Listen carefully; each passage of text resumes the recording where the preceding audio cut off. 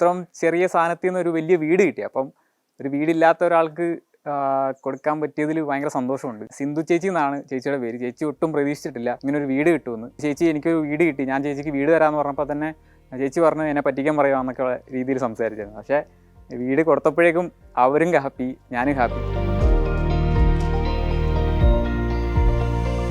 ഒരു രൂപ പോലും വിലയില്ലാത്ത ഒരു സേഫ്റ്റി പിൻ എക്സ്ചേഞ്ച് ചെയ്തിട്ട് ഒരു വീട് മേടിക്കാമെന്നുള്ളൊരു ഐഡിയയിലാണ് തുടങ്ങിയത്.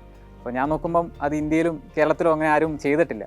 അപ്പം വെറുതെ ഇങ്ങനെ കോട്ടയം ടൗണിലേക്ക് ഇറങ്ങിയിട്ട് ഒരമ്മയുടെ അടുത്ത് ഒരു സേഫ്റ്റി പിൻ തരുമെന്ന് ചോദിച്ചു. അമ്മ ഒരു സേഫ്റ്റി പിൻ തന്നു. ആ സേഫ്റ്റി പിൻ വേറെ ആൾക്ക് കൊടുത്തപ്പം ഒരാൾ എനിക്ക് പേന തന്നു. അപ്പോൾ ഞാൻ നോക്കുമ്പോൾ 1 രൂപയുടെ സേഫ്റ്റി പിൻ കൊടുത്തപ്പോൾ എനിക്ക് 10 രൂപയുടെ പേന കിട്ടി. അപ്പോൾ അങ്ങനെ വാല്യുവേഷൻ കൂട്ടി വീടാക്കാമെന്നുള്ളൊരു കൺസെപ്റ്റിലാണ് ഞാൻ പൊയ്ക്കൊണ്ടിരുന്നത്. അത് കഴിഞ്ഞ് പേന കൊടുത്തു കഴിഞ്ഞപ്പോഴേക്കും ഒരു ബുക്ക് കിട്ടി.